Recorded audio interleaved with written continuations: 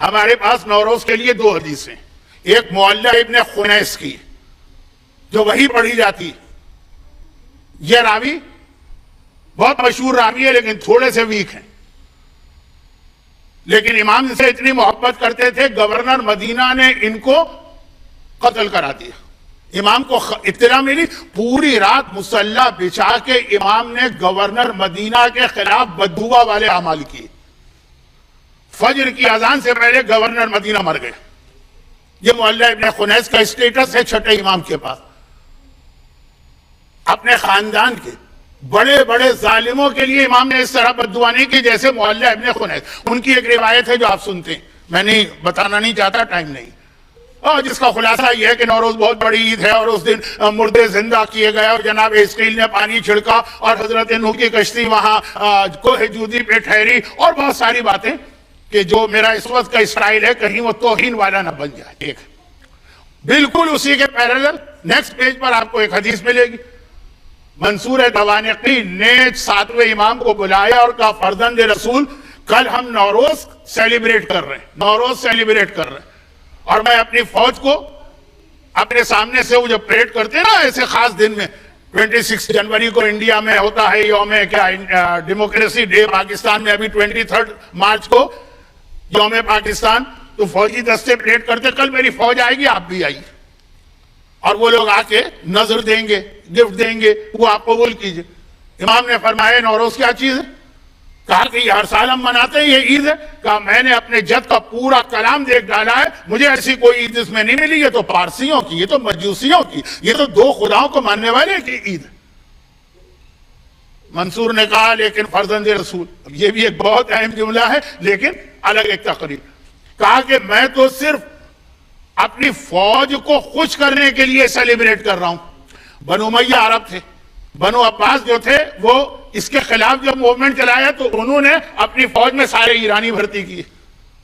اب کہا ان کو خوش کرنا، یہ تو ان کی عید ہے۔ اب آپ یہاں پہ آتے ہیں تو آپ کو ویلنٹائن ڈے منانا پڑتا کہ یہاں کا دستور یہی ہے۔ تو اب وہ جو فوج تھی وہ فوج تھی ایرانی، مسلمان ہو گئے تھے لیکن وہ عید چلی آ رہی، کہا میں تو اس وقت صرف پولیٹیکل ریزن سے یہ عید منا رہا ہوں۔ تو امام اس کے بعد آ کے بیٹھے، گفٹ تھے ملے، اور وہ امام نے ایک شاعر کو دے دیا۔ خلاصہ یہ کہ امام نے کہا ایسی کوئی عید ہی اسلام میں نہیں، خالی یہ نہیں کہا میں نے اپنی جد کا سارا کلام دیکھ ڈالا، کہیں مجھے نہیں 2 حدیث ہیں ایک دوسرے سے کنٹراڈکٹ، کون سی حدیث لیں گے کون سی حدیث نہیں لیں گے؟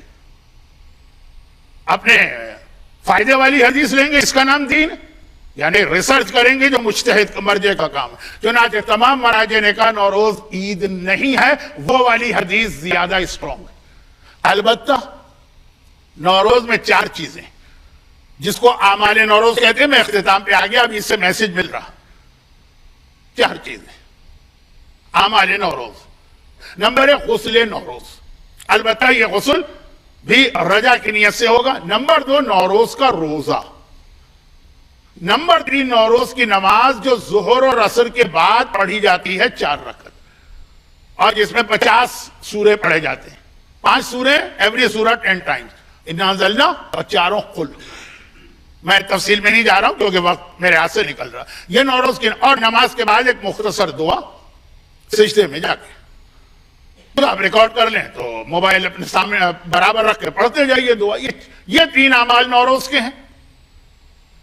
عید، نوروز کوئی عید نہیں، لیکن اچھے کپڑے پہننا، اچھے کھانے کھانا، بچوں کو عیدی دینا، خوشبو لگانا، اس میں کوئی حرج بھی نہیں۔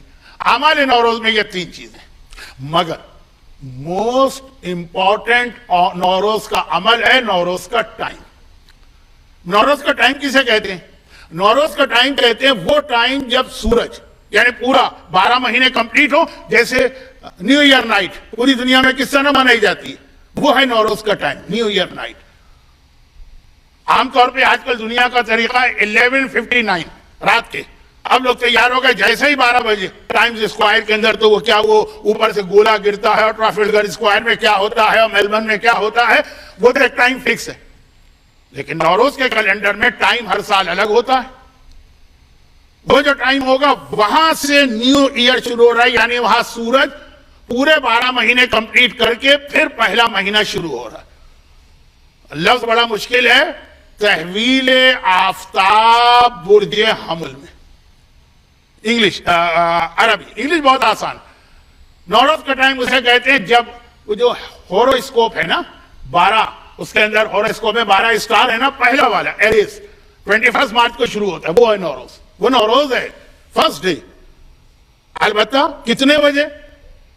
11:59 یا 12 مڈ نائٹ. تو ہم لوگوں نے ایک اسٹینڈرڈ بنا لیا نیو ایئر کے لیے. سورج تو نہیں چلتا, اس کا ایک ٹائم. وہ ٹائم پہ پوری دنیا کو اللہ چینج کرتا ہے, ہمیں نظر نہیں آتا. انڈیا پاکستان میں کہیں ایسٹ افریقہ میں بھی وہ پانی میں گلاب کا پھول رکھتے تھے اور ویٹ کرتے تھے کہ جیسے ہی وہ ٹائم آئے گا گلاب کا پھول گھومے گا. یہ چیزیں کوئی شرعی چیزیں نہیں, شریعت کے خلاف بھی نہیں. مجھے یاد ہے جب میں فرسٹ ٹائم آسٹریلیا آ رہا تھا, میلبرن نہیں, فرسٹ ٹائم آ رہا تھا. کتنے سال ہو گئے؟ 25-30 سال تو ہو گئے ہوں گے. لیکن مولانا آپ جا رہے ہیں آسٹریلیا تو ناردرن ہیمیسفیئر سے ساؤدرن میں جائیں گے نا تو آپ ایکویٹر کراس کریں گے. اس وقت دیکھیے گا ایکویٹر سے جس وقت پلین کراس کرے گا نا, پانی الٹا گھومنے لگے گا, انڈا جو ہے وہ کھڑا ہو جائے گا, میگنیٹ نارتھ پول ساؤتھ پول ہو جائے گا, ساؤتھ پول نارتھ پول. مجھے تو خیر کچھ ایسا نہیں ملا, لیکن وہ ایک بات بہت مشہور ہے. جیسے ہی آپ ایکویٹر سے گزرتے ہیں نا ہر چیز الٹی ہو جاتی ہے. نوروز اپنی جگہ اسلام میں ہے کہ نوروز کا جو ٹائم ہے اس وقت پوری ایک سرکل, وہ جو 12 ہوراسکوپ ہے, یاد رکھیے گا 12 کمپلیٹ ہو کے دوبارہ فرسٹ کا نام ہے عربی میں حمل, انگلش میں شاید ایریس. میں پروناؤنسیشن میں غلطی کر رہا ہوں لیکن بات صحیح ہے, ARIES. یہ ہے نوروز کا ٹائم. جو بہت سے لوگ 21 مارچ کو جو بچے پیدا ہوئے ہیں ان کا اسٹار کیا ہے؟ ایریس. یہ نوروز, اس کا ٹائم. اچھا, اب یہ کیا ٹائم ہے؟ یہ وہ ٹائم ہے جب سال میں دن اور رات بالکل ایکول ہو جاتے ہیں. 12 گھنٹے کا دن, 12 گھنٹے کی رات. یہ وہ جو ٹائم ہوتا ہے نا 8:37, یہ ہے کہ جہاں دن اور رات بالکل 12 گھنٹے کے ہو گئے ایکویٹر پر. ہم ذرا ایکویٹر سے نیچے تو تھوڑا 2-4 دن کا فرق پڑے گا. یہ سال میں 2 مرتبہ ہوتا ہے, 21 مارچ کو اور 22 سپٹمبر کو, دن اور رات برابر. تو جو مارچ میں ہوتا ہے وہ ہے نوروز. اچھا, اس کی خاصیت یہ بتائی گئی ہے اعتدال الربیع, وہاں سے اسپرنگ شروع ہوتا. اب یہاں آسٹریلیا میں تو ہر چیز الٹی, مومنین بھی الٹے ہیں, تو وہ خلاصہ اس کا یہ ہے کہ یہاں پہ یہ ہمارا آٹم یا فال ہوتا, لیکن باقی ناردرن ہیمیسفیئر میں جہاں سے 21 مارچ اسپرنگ شروع ہوتی ہے, پہچان کیا ہے؟ 12 گھنٹے کے دن, 12 گھنٹے کی رات, وہ ٹائم. اس سے اللہ پوری دنیا کا نظام چینج کرتا. بہت سی جگہوں پہ یہ رواج ہے, نیو ایئر آتا ہے نا گھر کا فرنیچر چینج کرتے ہیں, نیو ایئر آتا ہے نا گھر کا پینٹ کلر چینج کرتے ہیں, نیا پینٹ کرواتے ہیں, بہت ساری چیزیں. اللہ اس طرح سے پوری دنیا میں چینج لاتا ہے. ایک نیا سال آیا نا, اللہ نے اس کو نیا کیا. اب وہ بہترین موقع ہے دعا مانگنے کا. چینج ہو رہا ہے. اگر کسی کو اپنی حالت چینج کرنا, مثلا غریب ہے امیر ہونا, اگر یہ چاہیے یہ چینج, بیمار ہے ہیلتھ چاہیے, ایک چینج ہے نا. بیمار آدمی کا نہیں بس بیمار مجھے ٹھیک ہے, بیماری مجھے پسند ہے, مجھے نہیں چاہیے کوئی چینج, اس کے لیے نوروز نہیں. لیکن کوئی کہے نہیں مجھے اپنی حالت چینج کرنا ہے, ہیلتھ چاہیے. کوئی آدمی ہے مثلا اس کی اولاد نہیں ہے, اس کو چینج چاہیے. کیا چینج چاہیے؟ اولاد والا ہونا. شادی نہیں ہو رہی ہے, اس کو چینج چاہیے. میرڈ لائف تو دنیا کی سب سے بڑی چینج. اب کتنی میں لسٹ گناؤں گا, وقت تو میرے ہاتھ سے نکلا جا رہا ہے. جتنی چینجز آپ کو اپنی لائف میں چاہیے, دعا تو کہتے ہی اسے. دعا جو ہے وہ کیا ہے؟ دعائیں جو آپ سارا سال مانگتے ہیں, کوئی چینج ہی تو اللہ سے آپ مانگ رہے ہوتے ہیں. تو یہ چینج آپ کو چاہیے ہوتی. حتیٰ دینی اعتبار سے بھی نالج کم ہے, چینج چاہیے. خداوندہ دین کی زیادہ نالج آ جائے, عبادت میں کمی ہے, چینج چاہیے, زیادہ عبادت کروں. ایک آدمی کہے کہ نہیں میں روزانہ 5 نمازیں پڑھتا ہوں, رمضان کے روزے رکھتا ہوں, واجب خمس دیتا ہوں, بس یہ میرے لیے انف ہے. اتنا ہی اللہ مجھ سے ڈیمانڈ کر رہا, اتنا ہی کر رہا, بس یہی ہے انف. ایک کہے کہ نہیں مجھے چینج چاہیے اور. تو جو بھی آپ کو چینج چاہیے, اور یاد رکھیے اس کا ایگزیکٹ ٹائم بہت امپورٹنٹ. اس وقت اللہ وہ 12 گھنٹے کے دن 12 گھنٹے کی رات ہوئی, سورج ایریز یا حمل میں پہنچا, فرسٹ اسٹار جو ہے ہوروسکوپ کا, اور پوری دنیا چینج ہو رہی.